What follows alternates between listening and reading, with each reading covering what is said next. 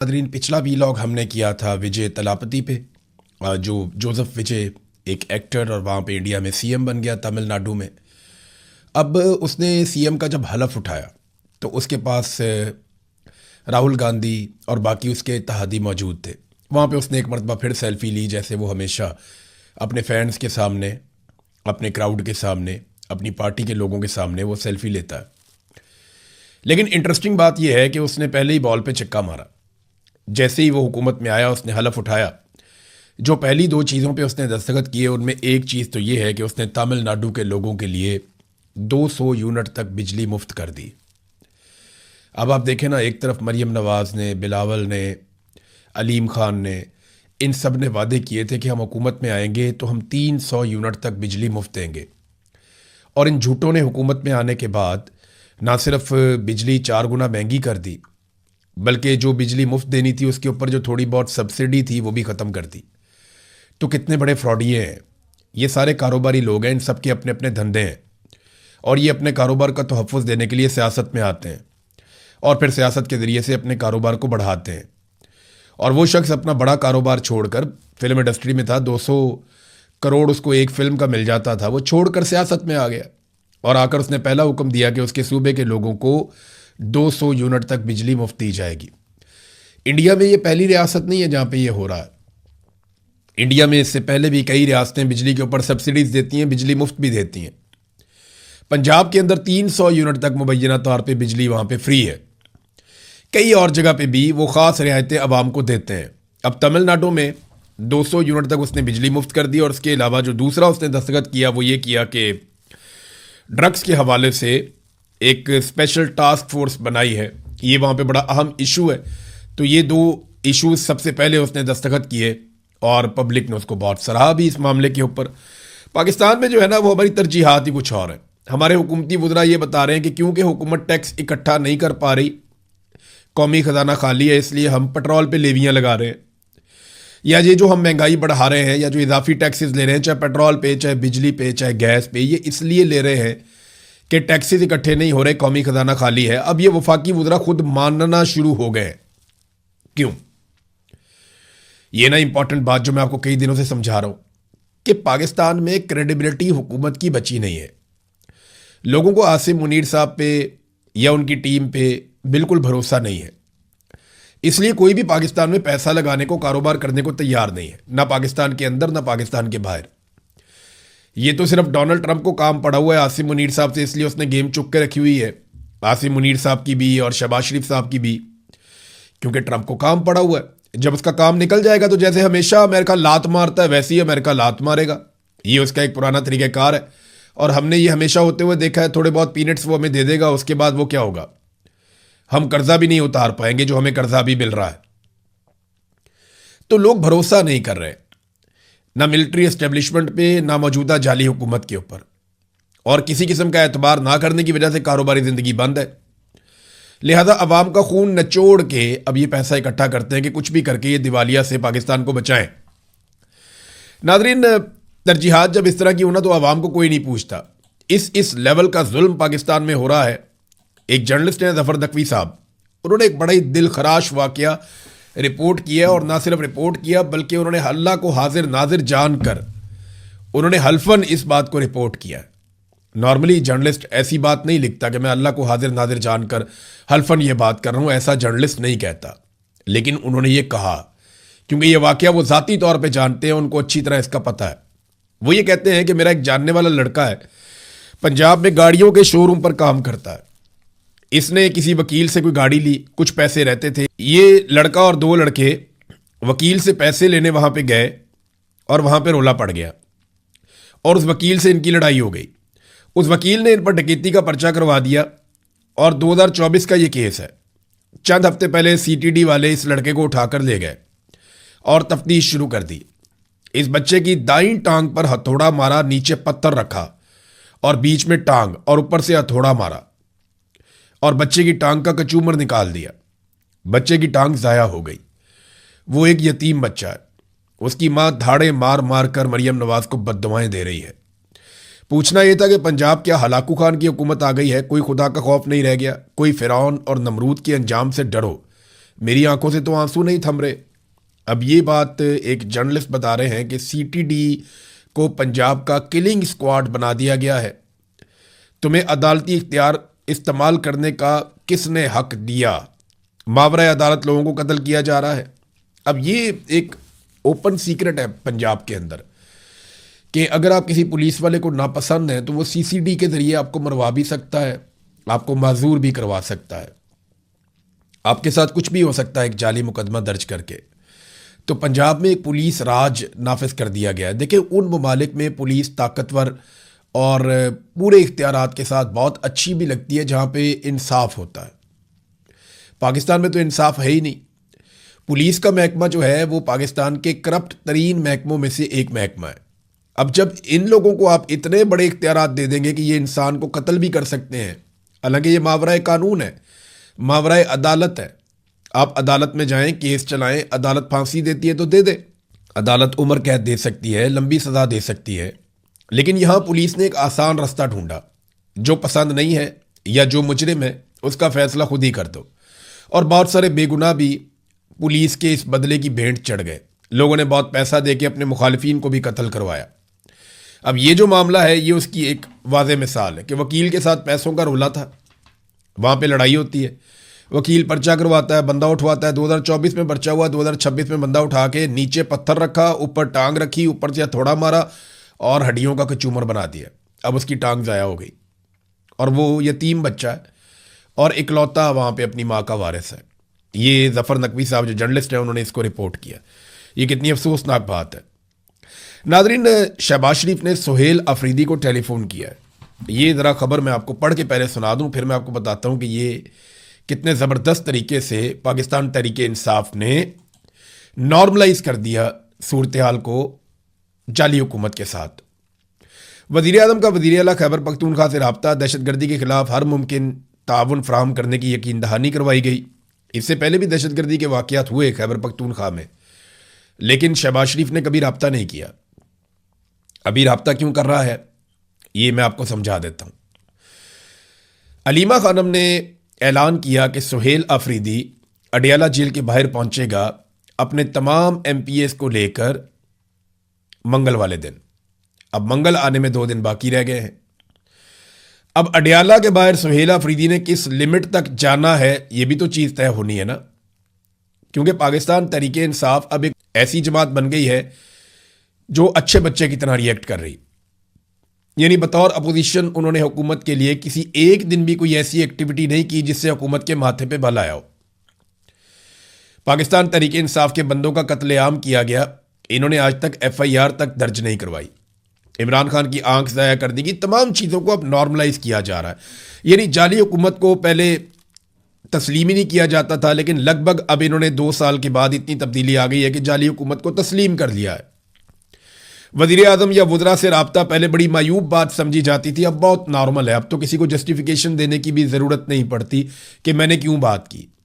देखें, वज़ीर आज़म ने इससे पहले बड़े बड़े वाक़यात हुए खैबर पख्तूनख्वा में दहशतगर्दी के, कभी रब्ता नहीं किया। अभी एक वाक़या हुआ उसके ऊपर रब्ता किया, लेकिन अंदर की बात तो कुछ और है। पहले सुहेल अफरीदी ने बताया था कि मैंने शहबाज शरीफ से कहा कि मेरी इमरान खान से मुलाकात करवाएं, तो शहबाज शरीफ ने कहा पूछ कर बताता हूँ। अब तो सुहेल अफरीदी भी पूछ कर बताते ही नहीं है कि क्या बात हुई क्या बात नहीं हुई। बहरहाल शहबाज शरीफ से पूछ के वो बता दें कि इमरान खान साहब से उनकी मुलाकात 6 महीने से ज़्यादा हो गए हैं, क्यों नहीं हो पा रही। फिर इमरान खान के मामलात पर पहले वावेला होता था, रोला डलता था कि इमरान खान को कैद तन्हाई में ना डालो, उसके जाली मुकदमात के ऊपर बस कर दो, या इमरान खान की सेहत के साथ ना खेलो। अब इसके ऊपर कोई ज़्यादा बात नहीं करता, बस सिर्फ ऐसा है कि कोई गुजरते हुए स्टेटमेंट दे दिया, किसी जगह पे छोटी सी पॉलिटिकल एक्टिविटी कर दी। तो पाकिस्तान तहरीक इंसाफ ने बड़ी कामयाबी से इमरान खान साहब के ऊपर होने वाले हर जुल्म को और जो कुछ पाकिस्तान की मिलिट्री एस्टेब्लिशमेंट ने पाकिस्तान तहरीक इंसाफ के साथ किया, उन तमाम चीज़ों को नॉर्मलाइज कर दिया है। खैबर पख्तूनख्वा हुकूमत जो है वो इमरान खान के बड़े बड़े मुतालबात पे यू टर्न ले चुकी है। मिसाल के तौर पे जरगे जो हुए उनके फैसले कहाँ गए? जो ड्रोन्स होते थे, अब भी होते हैं, उनके ऊपर जो इकदामात लिए जाने थे वो कहाँ गए? जो ऑपरेशन रोकने थे, क्या रुक गए हैं? ये सवाल अपनी जगह पे मौजूद है। जो मुदाखलत हो रही थी लगातार, उस मुदाखलत को ख़त्म किया जाना था, क्या वो ख़त्म हो गई? नहीं, अब तो कंट्रोल ज़्यादा मजबूत हो गया। पाकिस्तान तहरीक इंसाफ का एक वफद जाता है जुनैद अकबर साहब की और असद कैसर साहब की क़यादत में, और वो फैसल करीम कुंडी साहब जो इमरान खान साहब की जेल का मजाक भी उड़ाते हैं, वो उनसे जाके मुलाकात करता है। देखिए, अगर सूबाई हुकूमत मिलती है और सूबे के मामलात को तय करती है या डिस्कस करती है फैसल करीम कुंडी से, जो गवर्नर है खैबर पख्तूनख्वा का, तो फिर तो बात समझ आती है। लेकिन जिन लोगों ने तहरीक चलानी है, जिन लोगों ने इमरान खान के लिए आवाज़ उठानी है, वो जाकर मिल रहे हैं जनाब हमारे सूबे में गंदम नहीं आ पा रही। ये तो बात वज़ीर आला खैबर पख्तूनख्वा ने वज़ीर आला पंजाब से या शहबाज शरीफ से करनी है, या गवर्नर को करनी है तो गवर्नर जाके वफाक को बताएगा, सदर को बताएगा। लेकिन मामला यह है कि ये पाकिस्तान तहरीक इंसाफ के सियासी लोगों का वफद ये जाकर मिलता है फैसल करीम कुंडी साहब से, और ये चीज़ें नॉर्मलाइज हो रही हैं। मैं आपको ये बता रहा हूँ कि चीज़ें नॉर्मलाइज हो रही हैं, और पाकिस्तान तहरीक इंसाफ को ये बता दिया गया है कि इमरान खान का सियासत में अब कोई हिस्सा नहीं है। अगर आपने अपनी सियासत बचानी है तो आप चीज़ों को नॉर्मलाइज करें, इन्हीं पॉलिटिकल लोगों के साथ आप गुजारा करें, और मिलिट्री एस्टेब्लिशमेंट के वो गलत करते हैं, ठीक करते हैं, उस तरफ देखना आप छोड़ दें। आसिम मुनीर साहब ने एक खिताब भी किया है, उसमें उन्होंने मीडिया का शुक्रिया अदा किया, उन्होंने सोशल मीडिया का शुक्रिया अदा किया, तमाम पॉलिटिकल पार्टीज़ का उन्होंने शुक्रिया अदा किया कि सब ने इकट्ठे होकर जो भारत ने किया उसका जवाब दिया। तो देखिए, आसिम मुनीर साहब ने अपने मुंह से कह दिया कि पूरा पाकिस्तान इकट्ठा था, और तमाम पॉलिटिकल पार्टीज और सोशल मीडिया पे जो साइबर वॉर है उसका मुकाबला सबने मिलकर किया था। तो अब कोई भी टाउट मुंह खोलने से पहले सोच ले कि आसिम मुनीर साहब ने खुद कह दिया है कि सब ने मिलकर किया था, और ये एक हकीकत है। पाकिस्तान तहरीक इंसाफ ने भरपूर साथ दिया था पाकिस्तानी अफवाज का उस वक्त जब इंडिया के साथ पाकिस्तानी अफवाज लड़ रही थी। गो कि उसके बाद मिलिट्री एस्टेब्लिशमेंट ने तहरीक इंसाफ के खिलाफ अपनी तलवार मजीद तेज़ कर ली, अपना टोका और तेज़ करके उन पर फेर दिया, उनको मजीद तबाह बर्बाद किया, इमरान खान साहब के ऊपर ज़्यादा सख्तियाँ की, आईनी तरमीम के ज़रिए से फील्ड मार्शल बन गए, इस्तिस्ना ले लिया, 5 साल की एक्सटेंशन भी ले ली। ये सारे फ़ायदे तो पाकिस्तान की मिलिट्री एस्टेब्लिशमेंट ने ख़ास तौर पे आसिम मुनीर साहब ने उठाए। लेकिन तहरीक इंसाफ को सिला ये मिला पाकिस्तान के साथ पूरी ताकत से खड़े होने का, कि हालांकि इतने शिकवे इतने गिले थे उनके, फिर भी वो पूरी ताकत से खड़े हुए। ये उनका बड़ापन है, लेकिन इसके बावजूद उन्हें बाद में मज़ीद बुरे तरीके से कुचल दिया गया। ये किया गया। नाज़रीन, मैंने कुछ अर्सा पहले खबर आपको दी थी कि एक शख्सियत के लिए मोहसिन पाकिस्तान मरहूम अब्दुल कदीर खान साहब का जो घर है जो इस्लामाबाद में मौजूद है उसको तैयार किया जा रहा है। मैंने आपको ये खबर दी थी आज से कुछ अर्सा पहले। अब जनाब ये खबर की तस्दीक आ गई है, और मैंने ये कहा था कि जो इस्लामाबाद के रिपोर्टर्स हैं वो ज़रा पता कर लें अपने तौर पे कि ये किसके लिए किया जा रहा है। तो ये जस्टिस अमीनुद्दीन खान के लिए किया जा रहा था, और इस्लामाबाद के सेक्टर E7 में डॉक्टर अब्दुल कदीर खान का घर उन्हें अलॉट कर दिया गया। इससे पहले उसको बड़ा शानदार तरीके से उनकी मर्ज़ी के मुताबिक बेशुमार कौम का पैसा लगाकर उसको रेनोवेट किया गया, और उन्होंने अपनी मर्ज़ी से पूरा घर विजिट भी किया, जाकर देखा भी, अपनी मर्ज़ी की चीज़ें बताई, यहाँ ये बना दो, यहाँ ऐसे कर दो, यहाँ ऐसे कर दो। शानदार रेनोवेशन के बाद, क्योंकि उन्होंने काम करने हैं ना पाकिस्तान की मिलिट्री एस्टेब्लिशमेंट के कहने के ऊपर, और एक ऐसी आईनी अदालत बनाई गई है जो हर गैर आईनी काम को तहफ़्फ़ुज़ देगी। पाकिस्तान में चाहे फ़ौजी अदालतों में सिविलियन का ट्रायल हो, चाहे पाकिस्तान तहरीक इंसाफ की मखसूस नशिस्तें हों, चाहे कोई भी जुल्म और बर्बरियत हो पाकिस्तान में जो अब आईनी अदालत बनाई गई है ये तहफ़्फ़ुज़ फराहम करेगी पाकिस्तान की मिलिट्री एस्टेब्लिशमेंट को। तो इन जजों को तहफ़्फ़ुज़ फराहम भी किया जाएगा। वफाकी आईनी अदालत के मुलाजमीन के जुडिशल और यूटिलिटी अलाउंस में मौजूदा बेसिक सैलरी के 50% तक का इजाफा कर दिया गया। नए अलाउंसेस का इतलाक वफाकी आईनी अदालत के तमाम मुलाजमीन पर फौरी तौर पर होगा। पाकिस्तानियों को कुचल रहे हैं, तबाह कर रहे हैं, जबकि उन जजों को और उनके अमले को फ़ायदा पहुंचा रहे हैं जिन्होंने मिलिट्री एस्टेब्लिशमेंट के कहने पे तमाम फैसले करने हैं। हमें बार बार एक बात की जाती है पाकिस्तानियों को, मैं ज़रा इसको क्लियर करना चाहता हूं कि पाकिस्तानी फ़ौज जो सऊदी अरब में गई है ये बहुत बड़ी सआदत है। मेरा सवाल ये है कि इससे पहले तो सबसे ज़्यादा अमरीकी फ़ौज सऊदी अरब में मौजूद है, क्या ये अमेरिका के लिए भी बहुत बड़ी सआदत है? पाकिस्तानी फ़ौज वहाँ पर यह कहती है कि हम मक्का और मदीना की हिफाजत करने के लिए गए, वो तो पूरी दुनिया का हर मुसलमान करेगा। लेकिन सवाल यह है कि फिर आपने पैसे सऊदी अरब से क्यों लिए? जब आप सऊदी अरब से अरबों डॉलर लेते हैं और उसके बदले में आपकी फ़ौज जाती है, तो फिर आप इसको सआदत नहीं कह सकते। जब अमरीकी फ़ौज भी वहाँ पे उसी काम पे मौजूद है और आप भी उसी काम पे मौजूद हैं, तो फिर यह सआदत नहीं हो सकती। ये तो सऊदी अरब की और वहां की हुकूमत की हिफाजत है, और आप ये काम कर रहे हैं और आपने पार्लियामेंट में, कैबिनेट में किसी जगह पे भी इसको डिस्कस नहीं किया। हम पाकिस्तानी जरा जज्बाती लोग हैं ना, हम जल्दी जज्बाती हो जाते हैं हर महीने शरीफैन का नाम सुनकर। हमसे पहले ये सआदत जो है वो अमेरिका को मिल चुकी है। यूक्रेन के साथ भी सऊदी अरब ने दिफाई मुआहदा किया, तो यूक्रेन एक मुसलमान मुल्क नहीं है, उसको भी ये सआदत मिल चुकी है। चाइना भी ये सआदत लेना चाहता है। इंडिया का जो आर्मी चीफ है वो भी वहां पे जाता है, भारतीय वज़ीर आज़म भी जाता है, वो भी ये सआदत लेना चाहते हैं। तो ऐसा नहीं है कि ये सिर्फ हरमैन शरीफैन की हिफाजत के लिए जा रहे हैं। अगर सआदत लेनी है तो फिर पाकिस्तानी फौज को इस नुक्ता नज़र से मस्जिद अक्सा में भी जाना चाहिए, जहां पे ज़्यादा ज़रूरत है। वो बड़ी सआदत है इस वक्त। यहाँ पे तो फौज मौजूद है, हिफाजत मौजूद है, वहां पे तो लगातार जुल्म और जबर हो रहा है ना। अगर ये सआदत आपने लेनी है तो फिर आप मस्जिद अक्सा जाइए, वहां पे भी आपको ये सआदत मिल सकती है। तो सआदत के बदले में फिर आप डॉलर नहीं लेते। सऊदी अरब से आपने जिस तरह डॉलर लिए हैं, तो इसको आप लोगों को बेवकूफ़ बनाना बंद करें। नादरीन, मुश्तबा खामनाई के हवाले से खबर है कि एक दूसरी अहम शख्सियत ने मुश्तबा खामनाई से मुलाकात की है। देखें, इससे पहले एक मुलाकात हुई थी उनकी ईरानी सदर से, जो रिपोर्ट हुई 7 मई को ईरानी सदर ने मुलाकात की थी। और अब एक मुलाकात हुई है खातमुल अंबिया सेंट्रल हेडक्वार्टर के कमांडर अली अब्दुल हई से। और ये जो मुलाकात हुई है ये भी खुफिया रखी गई है, लेकिन मुलाकात अनाउंस कर दी गई है। देखिए, मुश्तबा खामनई अब आहिस्ता आहिस्ता एक्टिव हो रहे हैं। ये ईरान के नए सुप्रीम लीडर हैं। इसराइल और अमेरिका अपने पूरे वसाइल लगाने के बावजूद ये पता करवाने में कामयाब नहीं हुआ कि वो किस खुफिया ठिकाने पर मौजूद हैं, वरना उनके ऊपर ज़रूर अटैक किया जाता। इससे पहले जब अटैक किया गया था तो उसके अंदर वो शदीद ज़ख्मी हो गए थे और उनका तकरीबन सारा ख़ानदान शहीद हो गया था। अब वो ज़ख्मी हो गए थे, उनके बारे में बताया जाता है, मुबैना इतलात हैं, ईरान की जानिब से तो कोई खबर ऐसी नहीं दी गई कि वो ज़ख्मी काफ़ी हो गए थे। उनके बाजू पर शदीद चोटें आई थी, उनकी टांग पर चोटें आई थी, लेकिन काफ़ी बेहतरी उनकी सेहत में आई है। दूसरा, उनके चेहरे पे कुछ चोटें रिपोर्ट हुई थी और कुछ प्लास्टिक सर्जरीज की जाएंगी, इस बारे में भी बातचीत की गई थी, लेकिन ईरान की जानिब से कोई कंफर्मेशन नहीं है। ये खबरें सोर्सेज के ज़रिए से सामने आती रही हैं। मेडिकल का अमला उनके आसपास मौजूद है, लेकिन वो पूरे होशो हवास में है और ये जितने भी अहम फैसले हो रहे हैं उन फैसलों में वो अपना किरदार अदा करते हैं। नामालूम मकाम से वो अपनी पैगाम रसानी कैसे करते हैं, ये इंपॉर्टेंट है। वो एक बहुत पुराना तरीका था ख़त लिख कर भेजना। ना वो टेलीफोन इस्तेमाल करते हैं, ना कोई मवासलाती निज़ाम वहाँ पे है, ना वहाँ पे कोई सिग्नल आते जाते हैं।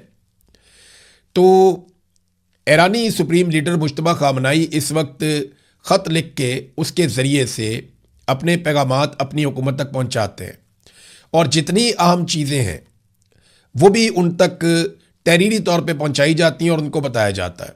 तो इस तरीके से वो अभी तक सर्वाइव कर रहे हैं और मैनेज कर रहे हैं। मेरे ख्याल में इस वक्त का इंतज़ार करेंगे जब तक कि मुकम्मल ठोस जंगबंदी नहीं हो जाती। अभी अमेरिका का एतबार नहीं किया जा सकता, क्योंकि आयतुल्लाह अली खामनाई की अभी फ्यूनरल का भी एहतमाम होना है, जिसमें पूरा ख़ानदान भी सामने आएगा, ईरान की सियासी क़यादत भी सामने आएगी और अवाम लाखों की तादाद में बाहर निकलेंगे।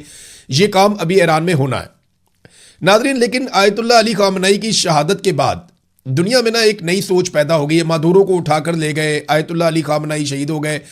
इससे ये पता चल रहा है कि जो सियासी क़यादत है दुनिया के अंदर या लीडर्स हैं वो अब महफूज नहीं है। ताकतवर आएंगे, आकर उनको मार देंगे। तो शुमाली कोरिया ने अपने आइन में एक अजीबोगरीब तब्दीली कर दी है। अल्फाज बिल्कुल ये नहीं है, लेकिन उसका मतलब मैं आपको बता देता हूं। पूरी दुनिया का मीडिया ये रिपोर्ट कर रहा है कि आइन में ये लिख दिया गया है कि अगर किसी सूरत भी किम जोंग उन, जो शुमाली कोरिया के सरबराह हैं, अगर उन्हें किसी भी सूरत में कुछ हो जाता है या उन्हें कत्ल कर दिया जाता है तो शुमाली कोरिया ऑटोमेटिकली फौरी तौर पे एटमी हमला कर देगा। अब वो ये एटमी हमला किस पे करेगा इसके बारे में कुछ नहीं पता, लेकिन वो एटमी हमला कर देगा। अब शुमाली कोरिया का दुनिया में दुश्मन कौन है? वो अमेरिका को अपना मेन दुश्मन समझते हैं। उनकी जनूबी कोरिया से भी लड़ाई है, उनकी जापान के साथ भी लड़ाई है, वो अमरीकी इत्तहादियों से उनका फड्डा है। चाइना और रशिया उसके बड़े इत्तहादी हैं शुमाली कोरिया के, जबकि शुमाली कोरिया अमेरिका को अपना सबसे बड़ा दुश्मन समझता है।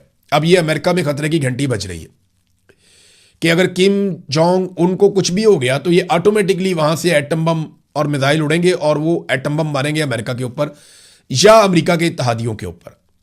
अब ये कॉन्स्टिट्यूशन में लिख दिया गया है।